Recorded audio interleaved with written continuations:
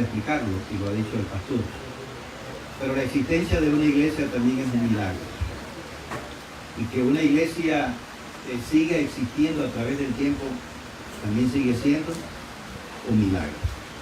Yo doy gracias a Dios por las cosas preciosas que Dios hace. Ojalá todo el país estuviera lleno de iglesias, todo por todos lados. La forma más natural para predicar el evangelio y para conservar a los que han creído es una iglesia local. Y alabo al Señor porque Dios puso en ustedes el deseo de que aquí debería haber una iglesia. Con esa promesa que recuerdo hace muchos años, escuché del Señor cuando leí las Escrituras, impactó mi vida, cuando el Señor le dijo a Josué: mi siervo Moisés ha muerto, ahora pues levanta tú y cruza este pueblo del Jordán a la tierra que yo les doy por heredad. Pero añadí esa palabra: toda la tierra que pisare la planta de vuestro pie será vuestra. Y cuando los cristianos tenemos ese pensamiento, esa carga en nuestro corazón y decir, vamos a pisar la tierra y la vamos a reclamar en el nombre del Señor y nos sostenemos en ella, Dios bendice. Así que mi corazón se regocija de poder compartir con ustedes en esta ocasión especial. Y me da también mucho gozo al estar acá compartir con ustedes y encontrarme aquí que el tío Robert fue las primicias del trabajo del ministerio de esto. Pablo decía: yo sembré, Apolo regó, pero el crecimiento lo ha dado Dios. Y bueno, quiso Dios que el tío Robert naciera espiritualmente aquí, pero el tío Robert fue llevado en oración, en ayuno, en clamor delante de Dios por mucho tiempo, porque como decimos aquí en Panamá, era resbaloso como el corozo. Pero Dios quiso, en su misericordia, que también a través de situaciones y de pruebas duras y difíciles, Dios también fuera trabajando en el corazón del tío Robert. Me gozo también de poder compartir en esta mañana, porque también conozco a Cintia hace mucho tiempo, antes que Héctor, antes que tus propios hijos. Tuvimos el gozo de poder servir al Señor y también conocer a nuestra hermana Cintia. Si me puedes ayudar con algo, no necesito el abanico. Si lo puedes buscar otro lugar para los hermanos, aquí me va a ayudar mejor a manejar mi Biblia. Quiero que me conozcan un momentito y sepan también la razón por la cual estoy acá con ustedes. He sido pastor por alrededor de 35 años. Alrededor de 35 años, mucho tiempo ya. Me encanta estar aquí porque actualmente estoy como pastor de una iglesia grande, de la primera iglesia bautista de Panamá. Pero ustedes tienen que saber que la gran parte de mi vida y de mi ministerio la he pasado en iglesias como la de ustedes. Así que puedo saber lo que se siente, lo que se experimentan, las luchas, las alegrías, las frustraciones, los gozos, las victorias, los fracasos, cuando también pertenecemos a una iglesia nueva, a una iglesia que está tratando de crecer. Soy egresado de la universidad como ingeniero, pero cuando me encontraba en el último año de la universidad, Dios me desafió y me llamó al ministerio cristiano. Y quiero que sepan que fue una decisión muy difícil para mí, porque ciertamente yo me había esforzado y creía que a través de los estudios yo iba a mejorar mi vida, porque también vengo de la provincia de Chiriquí, de un lugar humilde, y realmente fui a la universidad con la esperanza de mejorar y de prosperar. Pero cuando Dios me llama al ministerio, sentí en ese momento que todos esos sueños, tantas luchas, tantos trabajos, como que de repente eso lo iba a truncar. Porque una cosa era trabajar de ingeniero y ganar salario de ingeniero a trabajar como pastor y ganar salario de pastor. Fue una decisión muy difícil, me tomó un tiempo y desafío del Señor, lágrimas y tiempos de ayuno y oración hasta que finalmente me rendí a Dios para dedicarle mi vida para servir al Señor. Así que a pesar de que me costaba cómo decirle a mi padre y a mi madre que en vez de ser un ingeniero yo iba a ser pastor, Dios nos ha respaldado a través de todos estos años. Amén. He tenido la experiencia de trabajar, Pastor Polo, en la fundación de iglesias. He participado en el proceso de formación y desarrollo de iglesias en diferentes partes también acá de nuestro país. Algunos de ustedes se están relacionando con la Iglesia Bautista Canaán y me tocó a mí como parte del ministerio de la Iglesia Redención participar en la fundación de la Iglesia Canaán.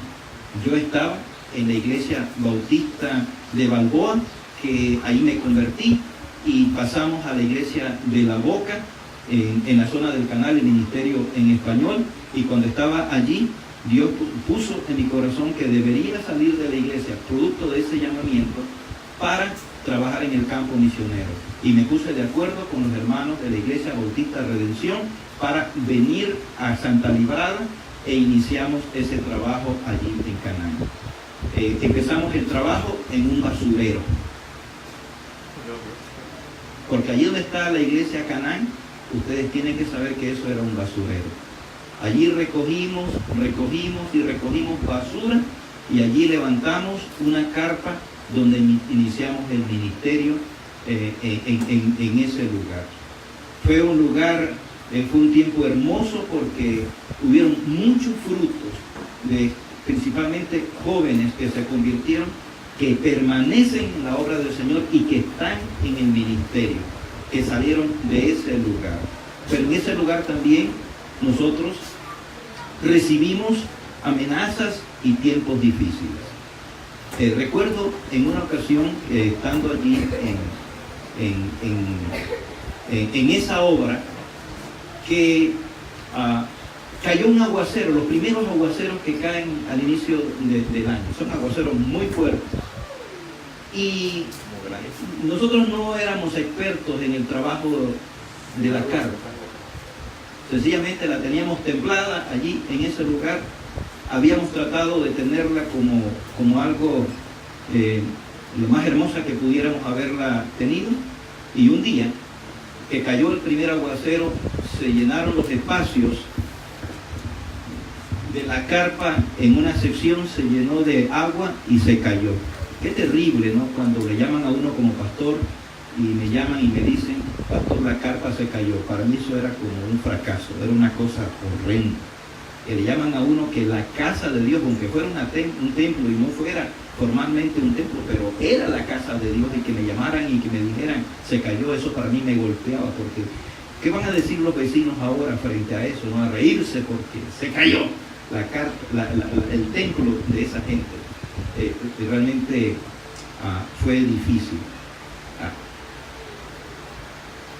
Yo venía acostumbrado de estar en una iglesia con muchas condiciones. En Balboa, aire acondicionado, alfombra, butaca, piano, todas las condiciones aquellas. Cuando fuimos a la iglesia de La Boca, pues el templo no era tan ostentoso como ese, pero tenía esas condiciones. Y cuando pasé acá a Santa Librada, a Canaán, en una carpa, la cosa era diferente. No había aire acondicionado, no había butacas, no había ni piso. Así que conseguimos acerrín y lo que hicimos fue una alfombra de acerrín.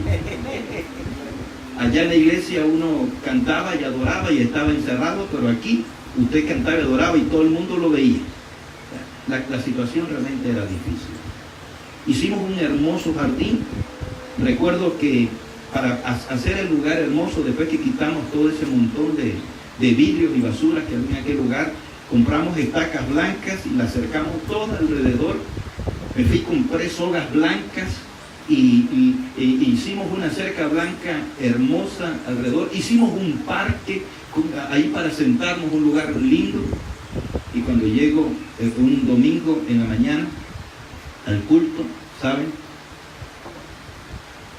La cerca la habían tirado al suelo, el jardín habían sacado todas las matas, las sillas que habíamos tirado que habíamos puesto en el jardín para sentarnos en ese lugar lindo estaban para arriba. La carpa había sido cortada con un cuchillo y sobre el púlpito, parecido a este pero de madera, clavado con una nota: próximamente eres tú o tu casa, con una amenaza. Pero allí nació la iglesia. Así que lo que voy a compartir hoy como principio está detrás de lo que viven todas las iglesias que están naciendo, sea aquí, sea como las que nos tocó abrir en Veraguas, Cintia, donde trabajaba tu mamá, en el Porvenir, que también había sido otro basurero y ahora hay otra iglesia, en Soná, en el Tigre de San Lorenzo, en la sección arriba hacia Santa Fe, también en Veraguas, o después como vino a hacer la obra en Antón, en la Villa de los Santos y en muchos lugares donde el Señor nos ha permitido hacer este trabajo que ustedes están haciendo aquí. Yo sé que no es un trabajo fácil. Ya cuando hay muchos, o ya, aunque ustedes dicen que son un grupo pequeño, pero donde ya hay varios creyentes y ya uno siente el calor, como dice la Biblia, 2 son mejores que uno, ya pues las cosas van cambiando. Pero los desafíos siguen siendo los mismos. Así que yo quiero también abrir mi corazón de pastor con ustedes en este 5º aniversario. Hay un salmo que es un salmo muy conocido por los cristianos cuando nos unimos. El Salmo 133 inicia diciendo estas palabras. Todos ustedes lo conocen. Mirad cuán bueno y cuán delicioso es habitar los hermanos juntos y en armonía. Dice que eso es delicioso. Mirad cuán bueno y cuán delicioso es cuando los hermanos dicen habitan juntos y en armonía. Porque es posible que uno habite juntos, pero no necesariamente eso significa armonía. Y posiblemente les pasa algunas veces a ustedes con los vecinos, tienen que habitar juntos, pero no habitan en armonía, sobre todo algunos de esos que son escandalosos, que los hemos conocido cuando hemos hecho este trabajo de ministerio, y difíciles, y tengo muchas historias que contar acerca de eso, de tener que estar juntos, pero que a la vez también no necesariamente estar en armonía. Pero la Biblia, en el Salmo 133, este Salmo de David dice: miren cuán bueno y cuán delicioso es que habiten los hermanos como juntos y en armonía. Entonces quiero que aquí, como clavar una estaca, clave estas 2 palabras: estar juntos y en armonía. Al final de este mismo Salmo 133, el salmista dice algo de, no solamente porque es agradable y delicioso y bueno, sino también dice algo muy especial. Dice: porque allí envía Jehová, ¿qué cosa? Bendición y vida eterna. Allí, a ese lugar, envía Jehová bendición y vida eterna. Nosotros queremos, y está correcto, que vayamos por todos lados anunciándole a las personas el Evangelio de Cristo y explicando el Evangelio de Cristo, y evangelizando a las personas para que conozcan a Cristo. Pero el mensaje más extraordinario es cuando la gente ve que nosotros vivimos ese mensaje. Porque si nosotros le hablamos a la gente del amor de Dios, lo invitamos para que que se arrepientan. Les explicamos que el único camino de salvación es a través de la fe en el Señor Jesucristo. Pero cuando ellos vienen en medio nuestro y no se dan cuenta que hay un espíritu de amor, de unidad, de armonía en medio nuestro, esas mismas personas se van a alejar. Y no solamente se van a alejar, muchas veces los cristianos son, escúchenme, responsables por el hecho de que algunas personas se alejan completamente del Evangelio. Y tiene que ver cuando los cristianos no aprendemos a vivir juntos y en armonía. Lamentablemente, la iglesia cristiana a manera global, como la iglesia universal, es una iglesia que dista mucho de estar en la unidad por la cual el Señor Jesús oró. Nos diferenciamos y también a veces nos rechazamos y nos golpeamos. Y a veces no nos respetamos y muchas veces tampoco se respeta de manera aún delante del mundo incrédulo. Y la gente utiliza eso como un argumento para no escuchar el Evangelio. En una ocasión, aquí en el templo, en la primera de Panamá, salí en una noche de una reunión de oración y bueno, yo llegué temprano y abrí los portones para que tuviéramos el tiempo y pasó un muchacho con una Biblia debajo del brazo y vio, y dijo, ¿y qué iglesia es esta? La iglesia bautista, y añadió esta palabra, la iglesia muerta. Se agarró y se fue porque esta es una iglesia muerta. Y yo me quedé preguntando, si ese es un miembro de la iglesia, ¿dónde escuchó eso? ¿Cómo él sabe que nosotros somos una iglesia muerta si no nos conoce? Nunca nos ha tratado, nunca ha convivido con nosotros. ¿De dónde sale que somos cristianos muertos? Porque esas son cosas que escuchan ¿desde dónde? Desde los púlpitos, las escuchan a los líderes. Esas cosas se transmiten por radio, se transmiten por televisión, se escuchan, y entonces encuentras a mucha gente que tiene un pensamiento equivocado de los cristianos evangélicos y piensan que los cristianos evangélicos son gente que está dividida y peleándose los unos a los otros. ¿Y cuál es el resultado de eso? Que mucha gente no quiere acercarse a Dios porque tiene un prejuicio por las actitudes nuestras como cristianos. Qué hermoso que ustedes aquí en esta iglesia puedan vivir el espíritu que está en este salmo, en el Salmo 133, donde de nuevo dice, mirad cuán bueno y cuán delicioso es habitar los hermanos juntos y ¿cómo? En armonía, sin pleitos, sin peleas, sino más bien con gozo. Porque allí, ¿qué hace Dios? Allí Dios envía bendición y allí también Dios envía vida eterna. Porque cuando eso es lo que es parte de nuestra vida y nosotros nos gozamos frente a eso, y digamos de esta manera, eso es algo contagioso. La gente quiere estar en un lugar como ese porque ya es suficiente los problemas que tienen afuera. Así que este Salmo 133 me trae al tema que quiero compartir con ustedes en el día de hoy, en este 5º aniversario. Y tiene que ver con la importancia de la unidad de la iglesia. Y decirlo de esta manera, miren, la iglesia a través de los tiempos ha tenido muchos enemigos. Y el diablo, que es el principal enemigo y que utiliza muchas otras formas de dañar y destruir, nunca ha podido destruir a la iglesia. Jamás. No importa si ha levantado persecuciones, no importa lo que haya levantado, nunca ha podido destruir a la iglesia. Escuchen. Sin embargo, la falta de unidad sí ha matado iglesias. Por esa razón, quiero acercarme para hablar con ustedes acerca de la importancia de la unidad en la iglesia.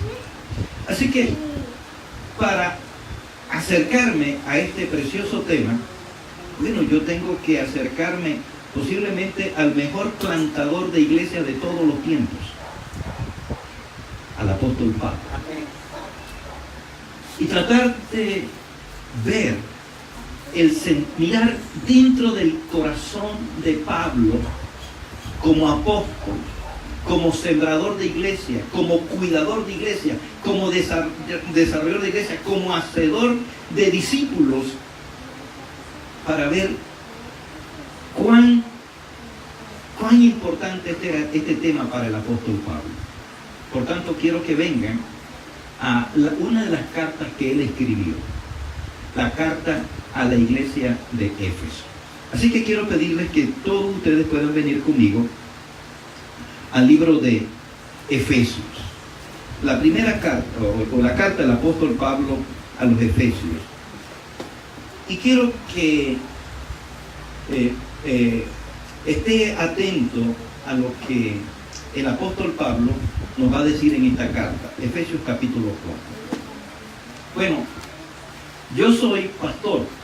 Es decir, pastor significa alguien que cuida, alguien que atiende, alguien que protege, alguien que está pendiente, alguien que alimenta. Pero además de eso, dentro de los dones que el Señor me ha dado para hacer el ministerio, también está el don de enseñar. Lo que quiere decir que a mí también me gusta enseñar, y generalmente combino la predicación con la enseñanza, porque pienso que la información es importante para que podamos entender y comprender. Así que mientras usted busca esta carta del apóstol Pablo a los Efesios, y busca en el capítulo 4 y la mantiene hasta que usted escuche alguna de esta información que voy a compartir con ustedes. Todos deben saber que el apóstol Pablo fundó la iglesia de Éfeso en su tercer viaje misionero.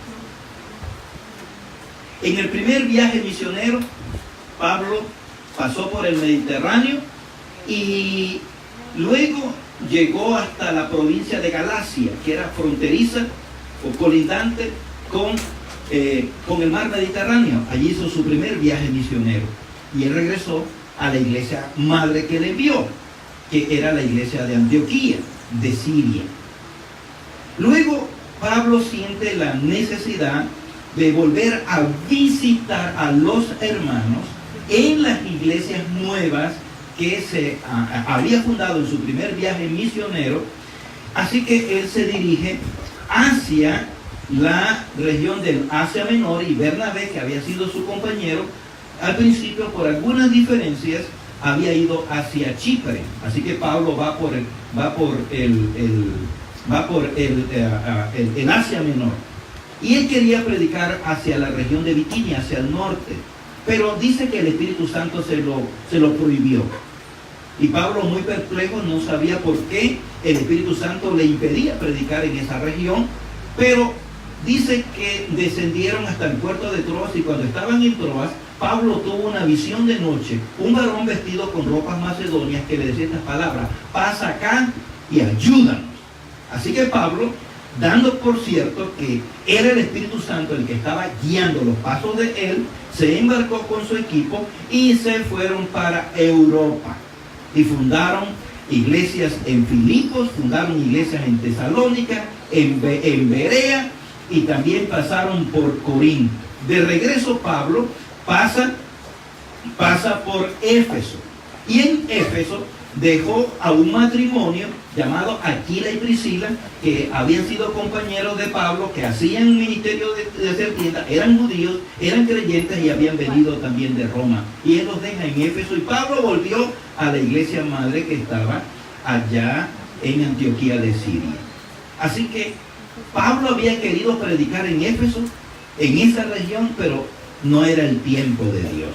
En el tiempo de Dios, Pablo se encontró en Éfeso en su tercer viaje misionero. Y allí funda esta iglesia. Es demoró más tiempo en esta iglesia, en su formación y en su desarrollo y ministerio, que en cualquiera de las otras iglesias donde él había estado. Donde más había permanecido era en la iglesia de Corinto. Allí había estado 18 meses, 1 año y medio. Pero en Éfeso, Pablo permanece durante 3 años. Allí, en Éfeso, Dios hizo cosas maravillosas.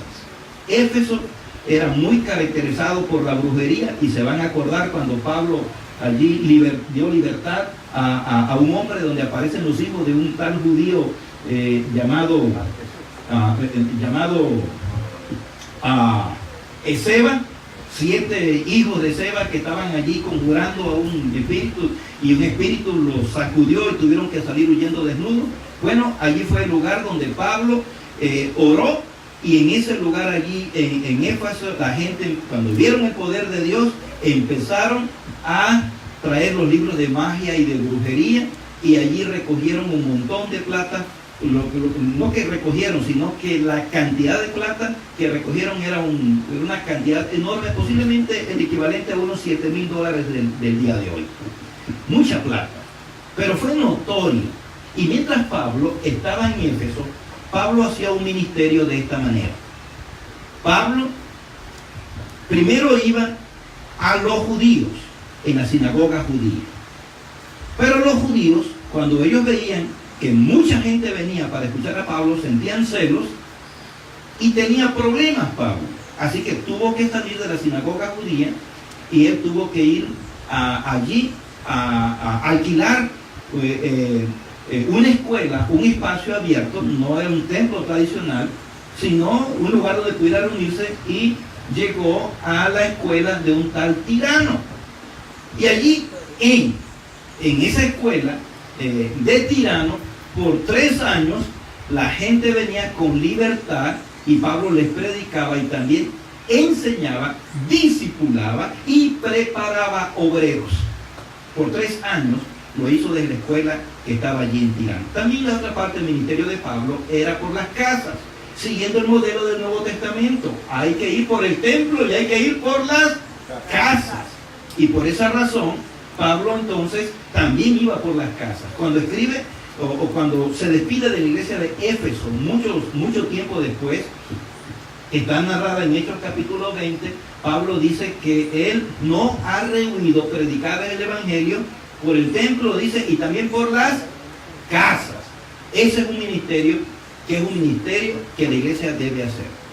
Aun cuando la iglesia se acostumbre a venir y estar en un lugar, la tendencia es a quedarnos cómodos aquí. Y ya eso no ayuda al ministerio. Nosotros venimos aquí para animarnos, pero salimos para impactar donde estamos. Y uno como pastor y uno como líder también tiene que estar donde está la gente, en las casas. Pablo hizo ese ministerio para fundar iglesias, por el templo y también por las casas.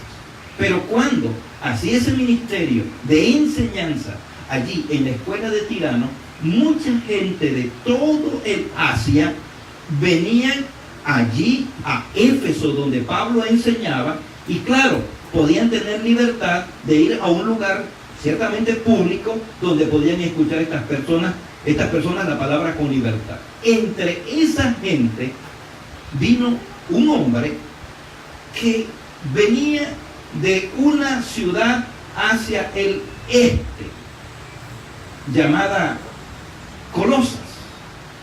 Era un hombre rico, tenía esclavos.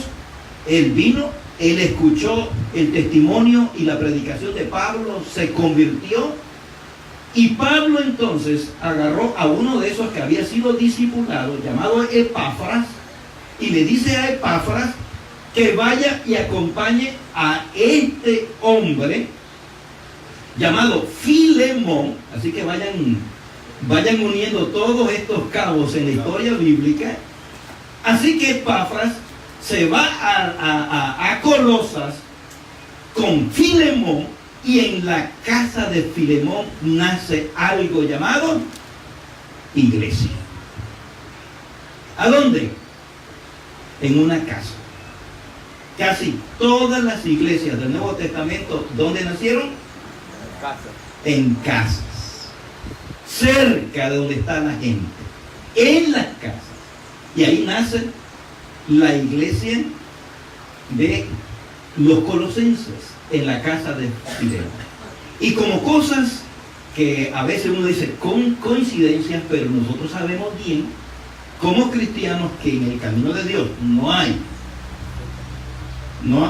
esa clase de coincidencias, sino, alguien dijo, diosidencias, es decir, es Dios obrando. Cuando Pablo está preso en su primer encarcelamiento en Roma, ¿sabe a quién encuentra allá en la cárcel?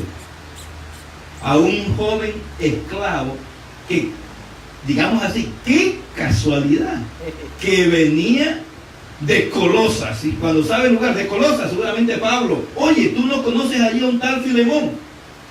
¡Ay! Dijo Onésimo, sí, lo conozco, es más, era mi amo. Y estoy aquí preso porque salí huyendo y me escapé. En la cárcel conoce a Cristo. Y luego Pablo escribe desde la cárcel una carta que debe llegar a Colosas. Escribe una carta que era para Filemón, para que Filemón tratara bien a Onésimo, porque ahora Onésimo era un hermano en la fe. Y también los estudiosos dicen, y es cierto porque la Biblia lo menciona, que también había otra carta que se había enviado a otra iglesia que estaba cercana a la iglesia de la Odisea, una carta que a través del tiempo se perdió y que no está en el Nuevo Testamento. Así que ya habían iglesias en todos esos lugares. Pero Epafrodito, que era el que llevaba la carta a los colosenses, que iba con Onésimo para allá, también llevaba otra carta de Pablo. ¿Sabe a quién? A los creyentes de Éfeso. Así que nosotros no estamos en Éfeso, vivimos a unos 2000 años de aquel evento, pero nosotros podemos saber algunas de las cosas que Pablo decía en esa carta. Por eso les he pedido que abramos Efesios capítulo 4, ya con ese poco de información para que sepan cómo esto llegó y llega también hasta nosotros. En el capítulo 4, Pablo como pastor, como misionero, una de las preocupaciones que Pablo tenía todo el tiempo, él decía, lo que más se agolpa sobre mí no eran las tribulaciones, las pruebas, el hambre, el frío, las persecuciones, las cárceles, los ayunos, la falta, sino lo que Pablo dice, lo que más le preocupaba era las iglesias, la situación de las iglesias. Y con eso no estaba pensando en edificios, estaba pensando en la gente. Es lo que estaba en su corazón. Así que cuando tratan temas muy hermosos, pero yo voy a tocar la que toca en el capítulo 4, una preocupación de Pablo en relación con el tema de la unidad en la iglesia. Así que en el capítulo 4, verso 1, voy a leerlo, dice así: yo pues, preso en el Señor, os ruego que ¿qué? Que andéis como es digno del Señor, de la vocación que aunque fuisteis llamados, en otras palabras, dignos del Señor, con toda humildad y mansedumbre, soportando con paciencia los unos a los otros en amor, solícitos en guardar la unidad del Espíritu en el vínculo de la paz, un cuerpo y un espíritu, como fuisteis también llamados en una misma esperanza de vuestra vocación, un Señor, una fe, un bautismo, un Dios y Padre de todos, el cual es sobre todos y por todos y en todos. Pero a cada uno de nosotros fue dada la gracia conforme a la medida del don de Cristo, por lo cual dice, subiendo a lo alto llevó cautiva la cautividad y dio dones a los hombres. Y esto que subió, ¿qué es sino que también había descendido primero a las partes más bajas de la tierra? El que descendió es el mismo que también subió por encima de todos los cielos para llenarlo todo. Y él mismo constituyó a unos apóstoles, a otros profetas, a otros evangelistas, a otros pastores y maestros, a fin de perfeccionar a los santos para la obra del ministerio, para la edificación del cuerpo de Cristo, hasta que todos lleguemos a la unidad de la fe y del conocimiento del Hijo de Dios, a un varón perfecto, a la medida de la estatura de la plenitud de Cristo, para que ya no seamos niños fluctuantes, llevados por doquiera de todo viento de doctrina, por estratagema de hombres que para engañar emplean con astucia las artimañas del error, sino que siguiendo la verdad en amor, crezcamos en todo en aquel que es la cabeza, esto es Cristo, de quien todo el cuerpo, bien concertado y unido entre sí, por todas las coyunturas que se ayudan mutuamente, según la actividad propia de cada miembro, recibe su crecimiento para ir edificándose en amor. Si este pasaje fuera un perfume, de seguro que el aroma que nos daría sería la unidad. Pablo tenía una profunda carga por el tema de la unidad. Inicia diciendo en el versículo 1 que él está preso. Yo pues, preso en el Señor, haciendo referencia a que estaba preso, ¿dónde? En Roma, por predicar el Evangelio. Pero desde allá se estaba acordando de los hermanos. Yo pues preso en el Señor, lo primero que hace es que les ruega algo. Les ruega que ellos anden como es digno de la vocación con que ellos fueron llamados. Les rogaba que ellos anduvieran dignos. Y cuando usa la palabra andar, eso es un verbo continuo. Significa que no es que a veces ando y otras veces no. No se trata de que solamente ando cuando vengo el domingo a la iglesia, que a veces ese es un testimonio muy feo de los cristianos, porque nos ponemos la ropa bonita, nos arreglamos para venir al templo y el domingo nos hacemos cristianos, pero cuando salimos del templo, mis hermanos, lo que los vecinos ven es otra cosa. Aquí el pensamiento de Pablo es que el cristiano anda, camina, anda en todo lo que hace, todo el tiempo, cuando se reúne, cuando está en su trabajo, cuando está con su familia, es algo continuo, que andéis como es digno de la vocación con la cual ustedes, dicen, fueron llamados. Para que pueda darse esto de esta manera, Pablo dice que hay que hacerlo con humildad y hay que hacerlo con mansedumbre. ¿Por qué con humildad y con mansedumbre? Porque donde no hay humildad y donde no hay mansedumbre, hay problemas. ¿Cierto?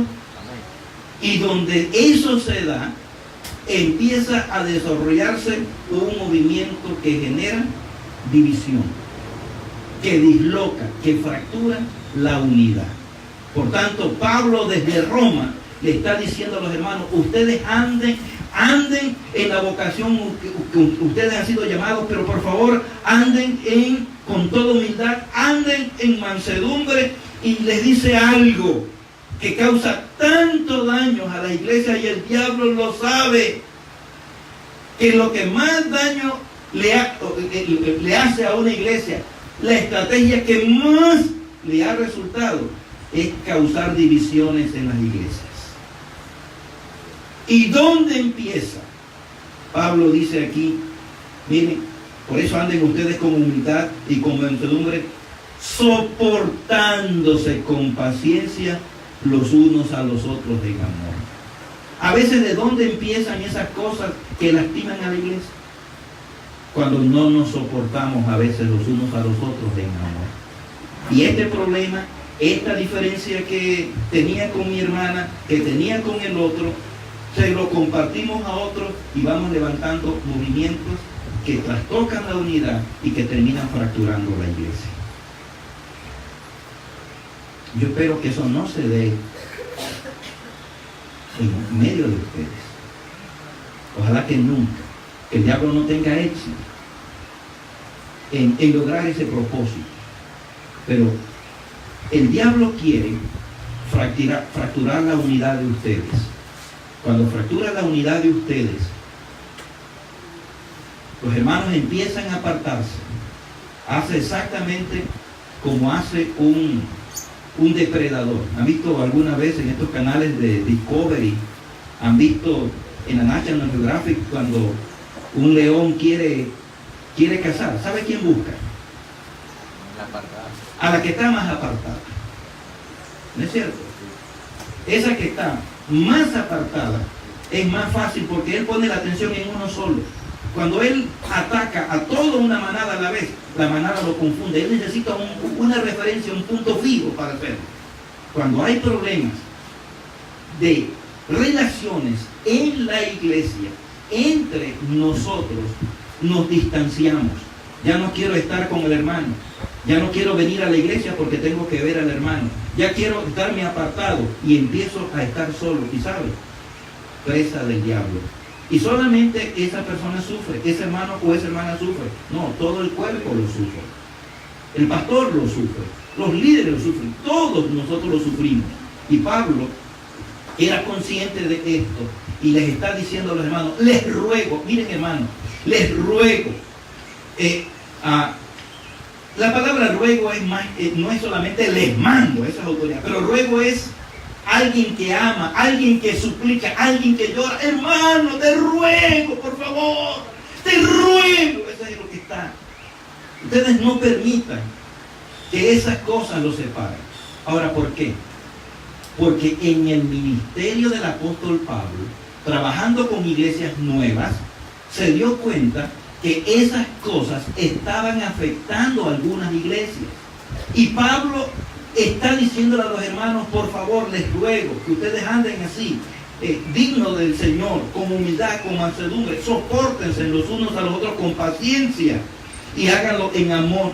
Y dice, solícitos en guardar qué cosa, y aquí aparece la palabra que une todo esto. Solícitos en guardar qué cosa, la unidad. Y esa unidad dice que es ¿dónde? En el Espíritu. Por tanto, no es solamente que, bueno, para agradar al pastor. Entonces yo me siento al lado de mi hermano y me siento en una de estas sillas. Establezco mi espacio aquí, canto al Señor, pero no miro al hermano que está al lado. No, la unidad que está hablando es, y mire, dice que es en el Espíritu. Ahora, por favor, mire su Biblia y mire si Espíritu está escrito con minúscula o está con mayúscula. Está con mayúscula. Lo que quiere decir que eso no es una cosa humana. ¿Es de quién? Es del Espíritu Santo.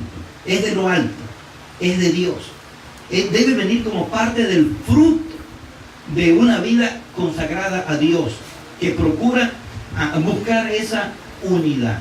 Y cuando aparece aquí esa palabra unidad, me hace recordar las palabras con que Jesús oraba allá en Juan 17 antes de ascender a los cielos.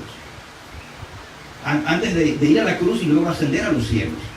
En Juan 17, cuando Jesús ora por los discípulos, dice, Padre, no ruego que los quites del mundo.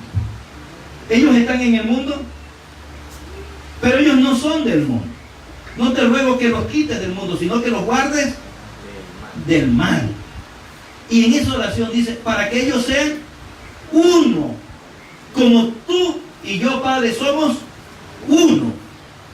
Eso habla de una unidad de pensamiento. Eso habla de una unidad de visión, que es lo que ustedes tienen aquí. Pero esa unidad de visión, unidad de propósito, esa unidad debe llevarnos ahora para que nosotros podamos tener armonía entre nosotros y llevarnos bien. Para que también el mundo crea, decía allí. Por tanto, para Pablo era importante y hacía énfasis a esta iglesia de que esa unidad del Espíritu fuera en el vínculo de la paz. Ahora, de manera práctica, entonces Pablo le dice a los hermanos que hay algunas cosas, algunas cosas que nos ayudan a tener unidad. Y dice que hay ¿cuántos cuerpos? ¿Cuántos cuerpos? Un cuerpo. Si leyéramos 1 Corintios 12, o leyéramos Romanos capítulo 12, nos daríamos cuenta que la iglesia es llamada el cuerpo de Cristo. El cuerpo de Cristo. Por tanto, dice, hay un solo cuerpo. Eso significa, hay una sola iglesia. Que esa iglesia se reúne localmente aquí es una cosa. Pero la iglesia de Cristo está formada por muchos cristianos en diferentes partes del mundo, con costumbres totalmente diferentes a cada uno, pero sigue siendo el cuerpo de Cristo. Recuerdo estar en una conferencia en Costa Rica. En aquel entonces iba a traer el mensaje, era Nilson Fanini, era el presidente de la Unión Mundial Bautista. Entonces él acababa de venir de África y nos contó una historia. Había ido a un lugar de África y los hermanos estaban reunidos para una gran campaña evangelística y una predicación, así que había mucha gente reunida. Entonces, claro, ellos querían que también el hermano Fanini predicara. Dice que había tanto gozo, imagínense que había una mujer que se parió en medio del montón de gente, pero ahí estaba. Pero lo que más me llamó la atención fue cuando dijo lo siguiente. Muy eufórico el que dirigía, ¿sabes qué? Estaba con pantalón corto, sin camisa, pero tenía una corbata.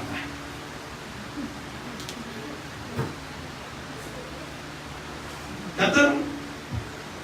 Pantalón corto, porque no tienen ropa.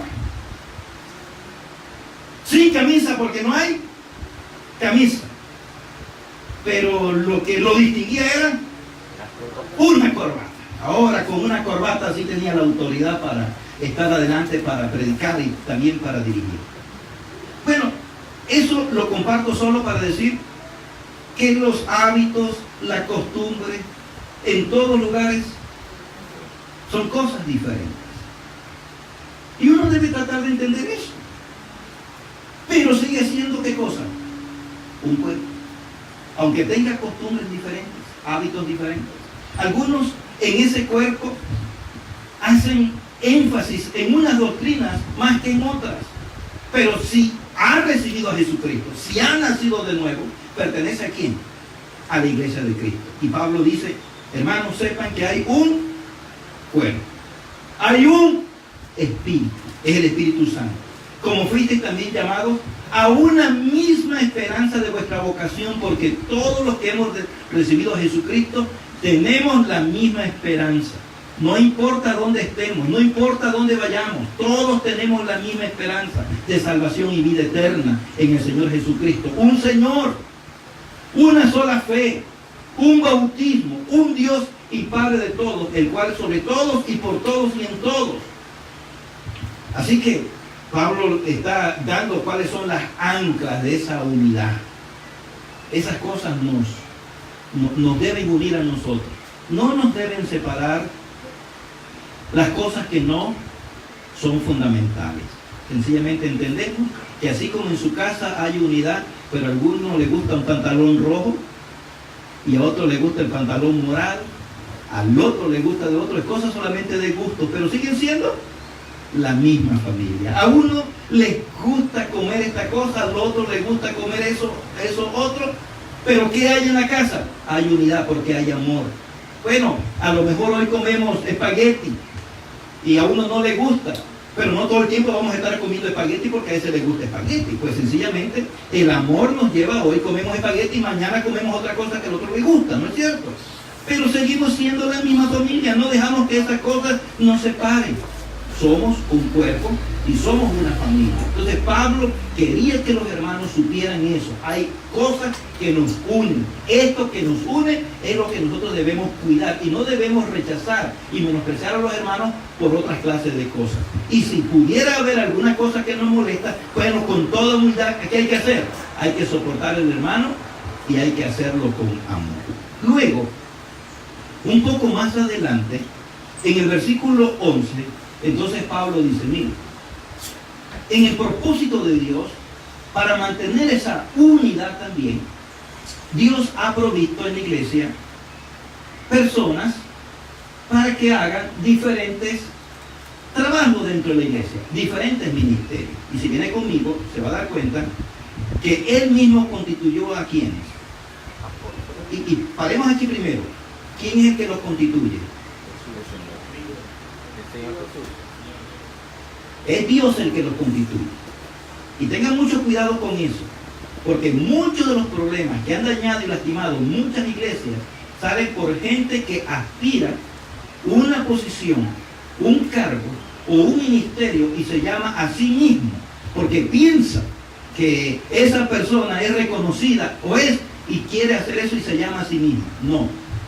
Dice que en esa iglesia donde hay unidad, la iglesia reconoce que Él mismo, es Dios, a través del Espíritu Santo, Él mismo que hizo, constituyó a unos apóstoles, a otros profetas, a otros evangelistas, a otros pastores y maestros. Ese es el que los constituye. Y nosotros deberíamos sabiamente discernir a aquellas personas que Dios llama y que pone en el cuerpo con un propósito definido. ¿Para que se exalten ellos? No, Señor. No, Señor. ¿Sino para qué? Versículo 12. ¿Para qué están? A fin de perfeccionar a los santos, es decir, a los creyentes. ¿Para qué? Para la obra del ministerio, para la edificación del cuerpo de Cristo. Lo que quiere decir que Dios llama y pone en el cuerpo a estas personas para que ellos nos ayuden, nos preparen para que nosotros hagamos el ministerio. No están para mandar, no están para tener posiciones, están para servir, están para preparar, están en amor usando esos dones para ayudarnos a nosotros a fin de perfeccionarnos, para que todos puedan hacer la obra del ministerio, para que no haya nadie en el cuerpo que diga, yo que hago aquí, yo no sirvo para nada, o que a alguno le dé la tentación de querer irse porque aquí yo no hago nada, porque cada uno es puesto para una parte del ministerio, ¿sí? Entonces es importante que cada uno de ustedes descubra para qué Dios lo puso en esta iglesia. Cada uno tiene la responsabilidad de descubrir eso. Y es tarea del pastor con los líderes ayudarnos a descubrir eso para que nosotros hagamos la obra del ministerio. De paso, debo decirles, ya ustedes son una iglesia y Pastor Polo no tan pequeña. Porque cada una de estas ovejas que está aquí son personas que tienen necesidades. Y cada una necesita ser cuidada. Y por más que el Pastor Polo o algunos líderes quieran acompañarles a ustedes en todo, no podrán estar en todo tiempo. Y se necesitan que ustedes también aprendan a cuidarse los unos a los otros. Que no vaya a haber nadie salir de la congregación resentido porque el Pastor Polo no lo pudo visitar. Se estaba enfermo y no pudo irlo a visitar. Entonces hay alguien, el pastor no me quiere. No. Hay alguien de la congregación que está dispuesto también a visitarle y orar. Y cuando usted lo reciba, recíbalo como parte del cuerpo. Y no se ponga allá, no, es que el pastor, oye, todavía están tantos hermanos de la iglesia que han sido preparados para hacer eso, pero como no lo vieron, entonces usted empieza a llenar su corazón de resentimiento. Eso rompe la unidad. Eso afecta, eso crea movimientos en la iglesia que no son de Dios, que más bien son instrumentos, armas en la mano del diablo para afectar la iglesia, y nosotros no podemos permitir eso. Los santos deben ser preparados para que ellos hagan la obra del ministerio, y que a fin de cuentas eso es la edificación del cuerpo de Cristo. ¿Hasta cuándo? Hasta que todos lleguemos, y vuelve a aparecer la palabra que une todo esto. ¿Cuál es la palabra que está allí? Hasta que todos lleguemos ¿a dónde? A la unidad de la fe. Y de nuevo, ¿por qué la unidad de la fe? Porque no solamente las relaciones rotas entre los hermanos afectan la comunicación y ponen en peligro una obra, sino que también la doctrina puede poner en peligro la obra. Y ustedes saben que ahora hay toda clase de movimientos de gente. Antes era más fácil, porque antes los cristianos solamente veníamos y escuchábamos al pastor y leíamos la Biblia. Pero ahora, antes de llegar aquí, ya ustedes escucharon la predicación de alguien a través de internet. Y de seguro, después que salen ahora en la tarde, ustedes también están escuchando otro. Y en la semana que quieren escuchar, prenden el radio o buscan allí van a encontrar toda clase de doctrinas. ¿Y por qué entonces los pastores? ¿Por qué los maestros? ¿Por qué los líderes de la iglesia? Bueno, tienen que enseñar esto. ¿Para qué? Hasta que todos lleguemos a la unidad de la fe y al conocimiento del Hijo de Dios, a un varón perfecto, a la medida de la estatura de la plenitud de Cristo. ¿Para qué? Para que ya no seamos, dice, niños fluctuantes, llevados por doquiera de todo viento de doctrina por estratagema de hombres que dicen que emplean con astucia las artimañas del error. Nosotros debemos saber eso. Mire, Pablo hace 2000 años estaba preocupado por las mismas cosas que aquejan a la iglesia en el día de hoy. Las mismas. Entonces, por eso le dice, sino que siguiendo la verdad en amor, crezcamos en todo en aquel que es la cabeza, esto es Cristo. Y cuando dice siguiendo la verdad en amor, está hablando de todos juntos. No que uno va por aquí y otro por allá, sino siguiendo la verdad en amor, crezcamos en todo en aquel que es la cabeza, esto es Cristo, de quien todo el cuerpo, bien concertado, y vuelve a aparecer nuestra palabra de hoy, unido entre sí por todas las coyunturas que se ayudan mutuamente. ¿Sabe por qué está usted aquí esta mañana? Sí, yo sé que el Espíritu Santo lo trajo. Pero ¿qué pasaría si su cuerpo no anduviera en unidad? Imagine un momento que su cerebro estuviera desconectado de sus piernas.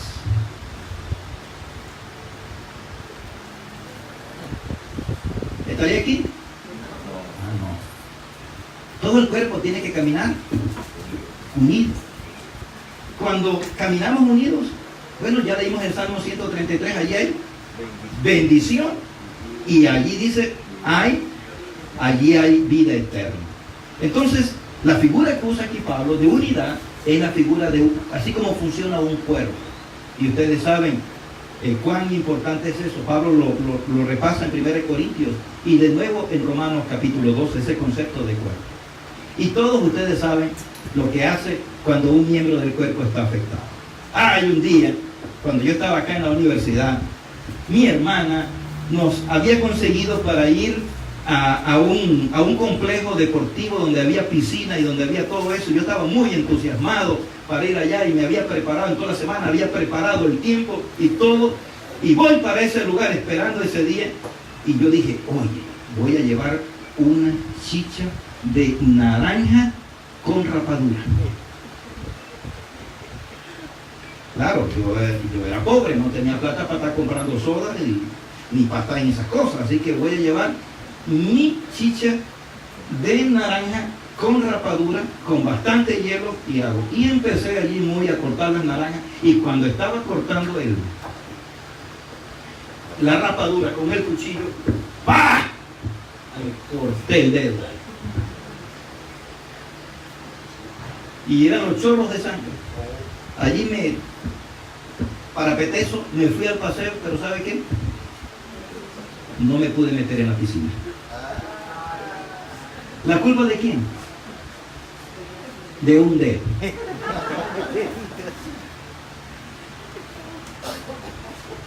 No era porque el dedo no querría meterse en la piscina con todo el cuerpo. En este caso estaba imposibilitado. ¿Y quién sufrió las consecuencias? Todo el cuerpo. Así que la enseñanza de Pablo a las iglesias, para el crecimiento de la iglesia, siempre estaba ese concepto de cuerpo y ese concepto de ir siempre juntos, siempre en unidad. El cuerpo funciona de esa manera y usted lo sabe bien, porque el día que se le enfermó alguna parte del cuerpo, mire cómo toda la vida se le hace cuadrito, porque algo no funciona como es, o algo no están haciendo lo que debería hacer. Este concepto de cuerpo, este concepto de unidad en el cuerpo está aquí.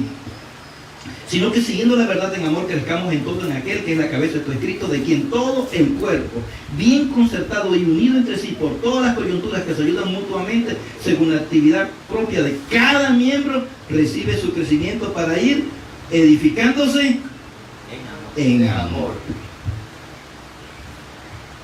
Quiero preguntarles, ¿están viendo a Pablo como el pastor, el fundador de iglesias? Pablo que está preocupado por el crecimiento de las iglesias. ¿Saben las cosas que le estaba preocupando a Pablo? Pablo sabía de la unidad. Y hay un dicho que dice, mejor es prevenir que el lamento. Mejor es prevenir que tener que curar algo. Yo sé que hay muchas personas que en la vida práctica no calculan algunas cosas y andan parapetando, pero así mismo se meten en problemas y problemas y problemas. He aprendido que más sabio es prevenir que después estarme lamentando. Y es más, me sale más barato, más económico. Prevenir que lamentar. Pablo estaba escribiendo esto a la iglesia de Éfeso, porque Pablo había visto lo que había pasado en otras iglesias. Eso, Pablo había visto cómo la unidad de la iglesia estaba afectada en otros lugares. Cuánto daño le estaba haciendo a la iglesia de Cristo la falta de unidad. Y solamente le voy a mencionar 2 ejemplos. Cuando Pablo precisamente estaba en Éfeso, escuchó que algo estaba pasando en la iglesia vecina, al otro lado del mar, en Corinto. Muy pronto le llegaron a Pablo esas noticias. Estamos hablando de una iglesia que debería tener en ese momento entre aproximadamente de 1, posiblemente 2 años y medio. Y le llega la noticia a Pablo cuando está en Éfeso, al punto de que Pablo tiene que escribir 2 cartas. Es más, los estudios dicen que se perdió una, pero bueno, con las 2 que tenemos es suficiente. Escribió la primera y la segunda carta a los Corintios. Es más, tuvo que hacer una visita a Éfeso, porque la situación estaba difícil. ¿Qué estaba pasando en Éfeso? Éfeso era una iglesia que había nacido en un medio difícil. Era un importante puerto comercial. Allí corría la plata por todos lados, porque todo el mundo pasaba por Éfeso. Era la capital comercial de la nación griega. Pero también asimismo el pecado sobreabundaba. Las lujurias y los pecados sexuales, la borrachera y todo eso era del día. Allí nació una iglesia. Y Pablo estaba muy contento porque realmente el poder del evangelio había impactado en esa ciudad. Y Pablo pues había regresado de nuevo a la iglesia que lo había enviado y ahora se encontraba en Éfeso. Y estando en Éfeso, escuchó estas palabras. 1 Corintios, capítulo 1. Y voy a leer desde el versículo 10. Dice, os ruego, pues hermanos, de nuevo la palabra ruego. No le queda uno más que aquí. Mire, el trabajo que hacemos en la iglesia es voluntario.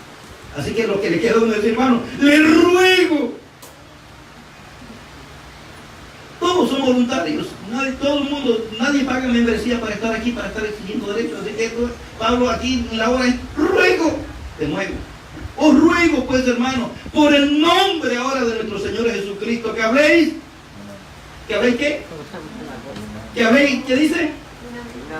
Todos una misma cosa, porque parece que los hermanos no estaban hablando la misma cosa. Y que no haya entre vosotros divisiones, porque las divisiones rompen la unidad, sino que estéis perfectamente, y sale nuestra palabrita de nuevo, unidos. ¿En qué? En una misma mente y un mismo parecer. Porque he sido informado acerca de vosotros, hermanos míos, por los de Cloé, que hay entre vosotros contiendas, Y esas contiendas producen divisiones. Quiero decir que cada uno de vosotros dice, había varias facciones en la iglesia. Uno decía, yo me convertí con la predicación de Pablo, o sea que se siente más importante porque Pablo era el gran misionero. Otros decían, yo soy de Apolos, porque había un creyente judío muy elocuente y poderoso en la palabra llamado Apolos. Pablo era tosco en la predicación, a veces era muy fuerte y eso como que molestaban a algunos, pero ese Apolos era un elocuente con la predicación. Y de repente ustedes dicen que eso no afecta, pero si además del pastor en la iglesia empiezan a predicar varias personas, y usted pregunta antes, ¿y quién va a predicar en el culto del jueves? El hermano Naranjo. No, para allá no voy porque ese hermano no habla bien. ¿Sabe lo que está haciendo? Lo mismo que estaba ocurriendo aquí. Se rompe la unidad. Nosotros no participamos y eso afecta. Cuando yo estaba en Santa Librada, les hablé de la carpa, ¿verdad? Era una carpa grande, no voy a pensar que era una carpa chiquita, era una carpa enorme. Esta carpa tenía 3 palos en el centro, uno en el centro y 2 más chicos aquí, que eran parales, y luego alrededor habían muchas varas como estas, largas, que se enganchaban con pines a la carpa e iban enterrados allí, puestos en el pelo, y luego iban agarrados con cadenas, con unas estacas que estaban al otro lado. Y yo estaba muy emocionado y estaba contento porque la gente se estaba convirtiendo, los nuevos creyentes estaban yendo a la iglesia y era un movimiento muy lindo lo que estaba ocurriendo. Esos son los dolores cuando empiezan las obras, ¿no? Cuando antes que las cosas se pongan sólidas. Entonces un domingo yo empecé a notar algo, que a algunos hermanos les estaba dando un poco de pereza tal vez ir al culto, o alguno tenía alguna necesidad, algún problema y pensó que hoy no era importante ir para la iglesia. Entonces yo empecé a notar eso, y un domingo en la mañana que los recogí a todos, les dije esto. A veces soy un poco osado, pero ya alguna vez me canso de rogar. Así que le dije a los hermanos, miren lo que vamos a hacer. A cada uno de estos postes les voy a poner el nombre de ustedes, o un marcador. La hermana tal. Los 3 postes del centro, el pastor en el centro, la otra hermana que está aquí y el otro hermano que somos los que sostenemos tal vez en el liderazgo de esta iglesia, pero ustedes son cada uno de esos que sostienen esta obra. Así que le voy a poner su nombre aquí, a la hermana fulana, y lo fui nombrando a todos y me fui por alrededor poniéndole nombre a cada uno. Entonces, miren, el día que nosotros nos reunimos aquí en los cultos, y usted no viene, y que no vino la hermana Francisca, ese día voy a quitar ese palo.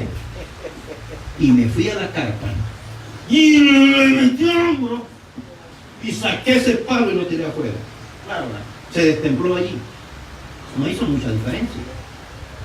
Y que no vino la hermana Petra. Los hermanos vieron que esa cosa se fue templando. Y yo me fui alrededor de la carpa mencionando los nombres de los hermanos. Y cuando iba por allá, ya los hermanos que estaban bajo la carpa estaban preocupados. Eran asustados. ¿Por qué estaban asustados? Porque le iba a caer encima esa cosa. Entonces yo les digo, bueno, eso es lo que pasa. Todos tenemos necesidades. Todos tenemos problemas. Pero ¿qué tal si en un día todos empezamos a pensar que no soy tan importante para la unidad de este cuerpo? Para mí no es tan importante asistir al culto o al estudio bíblico. Para mí no es tan importante y cada uno empieza a hacer, ¿sabe qué? Al principio los líderes lo tratan de sostener hasta donde pueden, pero va a llegar el momento que es solo ese acto pequeño de dejar de hacer da como resultado que lo que era hermoso se acabó. Pablo sabiamente había visto cómo en la iglesia de Corinto se daba esta situación. Algunos decían que eran de Pablo, otros que eran de Apolos, otros que eran de Cefas, y otros más espirituales que decían que ellos eran de Cristo. Pues eso era más espiritual que los demás. Ellos eran de Cristo.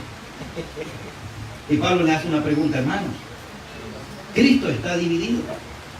¿Fue crucificado Pablo por vosotros? ¿O fuiste bautizados en el nombre de Pablo? Y por eso dice, doy gracias a Dios que a ninguno bauticé, sino al hermano Estéfano. Y no me acuerdo si algún otro dice. Pero el punto es este. Las divisiones fracturan la unidad de la iglesia y comprometen el ministerio de la iglesia. Y escúchenme, esas cosas lastiman a otros, lastiman a sus hijos, lastiman a los que están al otro lado. Se confunden, luchan y terminan en el mundo por algo tan pequeño como la falta de esa pequeñita palabra, unidad. Un último ejemplo. Precisamente, mira, Pablo estaba hablando de estas cosas porque así como Tíquico llevaba la carta para Éfeso, llevaba la carta para Colosenses, también Pablo simultáneamente envió a Timoteo con otra carta, partieron en el mismo tiempo, pero esta carta iba para la iglesia amada, posiblemente una de las iglesias que más ayudó e impactó la vida de Pablo, la iglesia de Filipos. Cuando llegamos y venga el libro de Filipenses, solamente quiero que lo vean, está un poquitito adelante de Efesios. Cuando escribe a los filipenses en el capítulo 4, dice estas palabras. Así que, hermanos míos amados, estad, el gozo y corona mía, estad así firmes en el Señor, amados. Pero mire, de nuevo aparece la palabra ruego. Y dice, ruego a quién? A Evodia y a Síntique, que sean ¿qué? De un mismo sentir en el Señor. ¿Dónde estaba Pablo? Estaba preso en Roma. Y ya estaba allá en Roma, donde estaba preso, le llegó la noticia de la diferencia entre dos hermanas de la iglesia que no se llevaban bien. Así que si ustedes piensan que los problemitas de uno solo son entre mi hermano y yo aquí, no, Pablo lo estaba sufriendo en la cárcel. Y ruega a los hermanos de la iglesia de Filipo, por favor, hermanos, ruego a la hermana Síntique y a las hermanas Evodia y hermana Síntique que sean de un mismo sentir en el Señor. Cuando yo pienso en todo esto que le he hablado, me doy cuenta que Dios quiere la unidad de la iglesia. Amén. ¿Cierto? ¿Pueden decir Amén. Eso a través de la Biblia? Amén. ¿Que Dios quiere la unidad de la iglesia? Sí. ¿Quién está interesado en que la iglesia no camine unida? El diablo. El diablo, el enemigo, es cierto. El pensamiento de Maquiavelo, divide y vencerás. No se le olvide, no sea parte del rebaño, ande en sumisión al liderazgo que Dios establece dentro de la iglesia. Ustedes no son la única iglesia, hay otras iglesias cristianas. Hay que mantener esa unidad con todo el pueblo cristiano porque todos nosotros nos necesitamos. Tal vez cuando no hay persecución, estamos aquí, pero cuando hay situaciones de persecución, nos necesitamos todos. Es un fenómeno interesante con las iglesias que están en la ciudad, con las iglesias que no están en la ciudad. Los que están en la ciudad, las iglesias piensan que pueden ir solos. Los que están en las ciudades lejanas, donde solamente hay una iglesia, ¿verdad? Y los hermanos entienden la necesidad de estar unidos con otros, porque es una forma de protegerse. Así que Dios quiere la unidad, pero el diablo no quiere la unidad. Esa unidad se puede romper por muchas formas. Aquí hemos mencionado problemas entre hermanos, líderes que se levantan porque no quieren el liderazgo de este hermano, o por favoritismo, o por popularidad, y creamos ese tipo, pero también por problemas de doctrina. Pero hay que hacer algo con la unidad. Miren, hermanos, hoy yo traje este frasco, y yo voy a necesitar la ayuda de algunos de ustedes. Traje cicuta. Esto es cicuta, ¿no? En la antigüedad eso era un veneno. No, pero no es eso. traje este frasco para una enseñanza. Y yo necesito, ¿cómo se llama la niña que está aquí al frente? Ella, la que está aquí, está al centro, la más frágil y pequeña que está aquí. Camila. Ven acá, Camila, un momentito, porque tú me vas a ayudar a hacer algo muy importante, más de lo que tú pienses o imaginas que está aquí. Mira, Camila, que yo traje esto. Mira para acá. ¿Qué es esto? ¿Qué es eso, Camila? Bueno, eso se llama un palillo de dientes, ¿cierto? Sí. ¿Y lo usamos para qué? Para limpiarnos los dientes. Camila, ¿tú piensas que tú eres tan fuerte que tú podrías quebrar esos palitos? Sí. Oye, un aplauso para Camila, porque mira con qué facilidad que Camila rompió ese palito. Toma, Camila, para que te acuerdes luego, pero te vas a sentar allá. Claro. Si Camila lo rompió, Robert lo podrá romper. Negativo. Si usted no rompe esto, no sé dónde se va a esconder porque Camila pudo romperlo. Por favor, mire para allá y mire a ver si lo puede romper. ¿El tío? Con qué facilidad lo rompió, ¿verdad? Gracias, tío. Vamos a buscar a alguien que sea un poquito más fuerte. Tu papá es más fuerte. ¿Dónde está tu papá? Aquí mencionado. Bueno, entonces vamos a traer acá. Oh, bueno, vamos a contar cuántos hay aquí. Ahí. Ok, entonces, pastor, trate de romperlos, unirlos y trate de romperlos. Para ver si lo puede romper. ¡Oh! ¡Qué fuerte! Ya no eran uno, ahora eran 5, ¿verdad? ¿Quién es el más fuerte aquí? ¿Tu papá es el más fuerte? Leonardo. Leonardo, ven acá, Leonardo. Alguien dice que tú eres el más fuerte.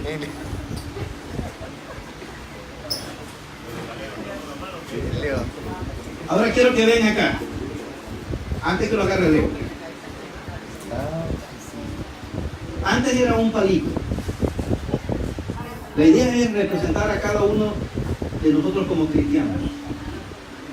Punto, yo soy frágil, soy débil. Dios me colocó en una familia para que la familia cuide de mí y yo cuide de otro. Eso significa fortaleza. Si yo pienso que puedo vivir la vida cristiana solo y no necesito a los demás, soy presa del diablo.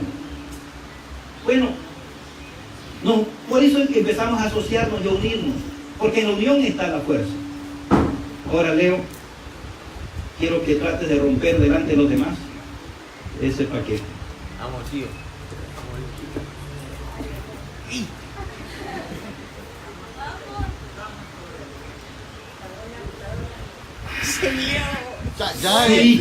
Sí pudo, ¿verdad?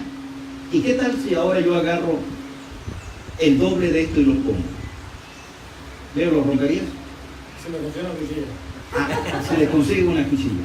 Pero lo interesante es que esto está formado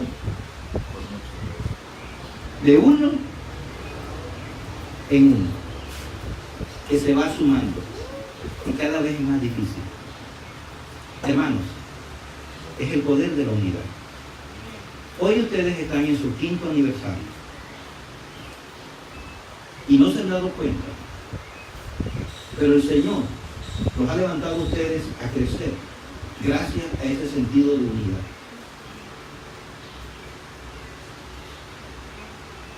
Si el Señor no regresa pronto y pasen los años, la iglesia será amenazada de muchas maneras por el diablo. No dudo que en algún momento habrá gente que se va a enojar porque aquí hacen ruido y van a recoger firmas para que ustedes se vayan. No voy a dudar que van a haber amenazas de muchas casas de afuera, pero crean que de todas ellas nos va a librar el Señor. Amén. Porque la Biblia dice que nada prevalecerá contra la iglesia de Cristo. ¿Saben qué es lo que nos puede lastimar a los cristianos? Esa falta de unión. Esa falta de unión nos lleva a descuidar nuestra vida espiritual. Nos lleva a descuidar nuestra comunión con Dios, a cuidar nuestra santidad, a descuidar nuestro testimonio. Y el resultado final, lo que realmente daña, destruye y mata a las iglesias, no son las situaciones de afuera, hermanos, son los problemas de la vida. ¿Cuántos años más quieren ustedes que Dios haga esta obra? Entonces, comunión con Cristo, unidad con Cristo, comunión con los hermanos, unidad en el pueblo cristiano. Dios es el que pone y quita líderes. No debe dejar que crezca un problema entre los hermanos sin que se arregle, porque esas pequeñas diferencias y situaciones o malos entendidos van creando situaciones que nos afectan. He caminado ya por 35 años en este ministerio pastoral. No tengo la experiencia del apóstol Pablo, ni jamás la tendré, pero he vivido lo suficiente en el ministerio para saber que estas son las cosas que afectan a la iglesia de Dios. Yo quiero que ustedes puedan inclinar en este momento su rostro. Estamos agradecidos, Dios, porque en algún momento alguien tuvo el sueño y la visión de pisar esta tierra, que aquí hubiera una iglesia. Y qué tremendo por eso. Porque mucha gente que está alrededor no podrían ir a una iglesia allá en el centro de la ciudad. Y no serían impactadas del centro de la ciudad. Pero una iglesia aquí, alrededor de las casas, donde están los niños, donde se mueven todos, es una puerta abierta para que ellos escuchen. Ahora sembrar la palabra, pero Señor, la cosecha de lo alto viene. Y en nuestro corazón hay gratitud por eso. Gracias, Señor, porque por 5 años, y pienso que algunas veces en momentos duros y difíciles, pero se ha abierto la puerta de este lugar. Y tú poco a poco has ido uniendo a los miembros de esta familia de la fe. Yo te ruego por ellos, para que ellos mantengan la unidad. La unidad que es contigo, es la unidad con el Espíritu. Es la unidad que es con los hermanos de la fe. Con las iglesias que aman y siguen tu camino, Señor. Yo sé que conforme avanza el tiempo, el diablo está levantando mayores movimientos para tratar de romper esa unidad del pueblo cristiano. Pero esta mañana nos unimos en oración delante de ti para decir, Señor, guarda esta congregación en unidad. Que no haya disputas de liderazgo. Que cada uno entienda la parte que tú le pusiste en el cuerpo y que lo haga con gozo y lo haga de la mejor manera.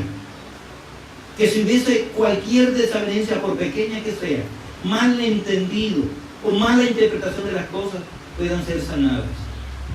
Que no corran las cosas. Si hubiera alguna aquí Evodia o Sintique que tienen que ponerse de acuerdo, yo te pido por el milagro hecho por el Espíritu Santo, para que sanes cualquier situación, para que eso no corra, porque eso contamina a otros, crecen raíces de amargura que a fin de cuentas terminan afectando todo el cuerpo. Dios, yo quiero pedirte que en el nombre de Jesús guardes y bendigas este ministerio, lo hagas prosperar y abundar en unidad, que muchísimas personas lleguen a esta casa y se sienten amadas, porque aquí hay verdadera unidad, como dice allá en el Salmo 133, porque allí envía Jehová bendición y vida eterna. Gracias, Señor, en el nombre de Jesús. Amén. Amén. El Señor me lo bendiga.